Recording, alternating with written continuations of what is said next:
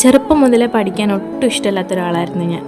സത്യം പറഞ്ഞാൽ പുസ്തകം തുറക്കുന്ന പോലും എനിക്കിഷ്ടമല്ലായിരുന്നു.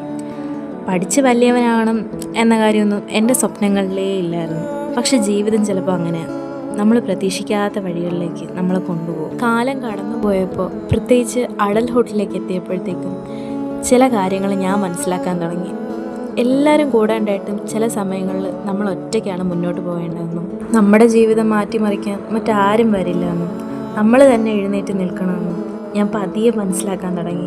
അങ്ങനെയാണ് പഠിക്കാൻ ഇഷ്ടമല്ലായിരുന്ന ഞാനിപ്പോൾ പഠിക്കാൻ തുടങ്ങി. പുസ്തകങ്ങൾ ഇഷ്ടമല്ലായിരുന്ന ഞാൻ പുസ്തകം വായിക്കാൻ തുടങ്ങി. ആരോഗ്യം ശ്രദ്ധിക്കാതിരുന്ന ഞാൻ ആരോഗ്യം ശ്രദ്ധിച്ചു തുടങ്ങി.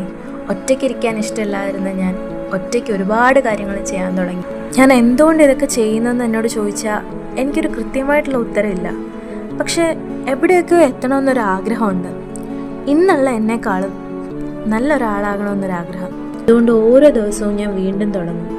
ഒന്നും പെർഫെക്റ്റ് അല്ല, പക്ഷേ ഇന്നലത്തെ എന്നെക്കാളും അല്പം കൂടി മുന്നിലേക്ക് എത്താൻ ഞാൻ എപ്പോഴും ശ്രമിക്കും. മറ്റുള്ളവരുടെ വണ്ടികൾ വേഗം പോകുമ്പോൾ എൻ്റെ വണ്ടി മാത്രം വളരെ പതുക്കെയാണ് പോകുന്നത്. പക്ഷേ ഒന്നുറപ്പാണ്, എൻ്റെ വണ്ടിയും ഒരു ദിവസം എത്തേണ്ടടുത്ത് എത്തിച്ചേരും.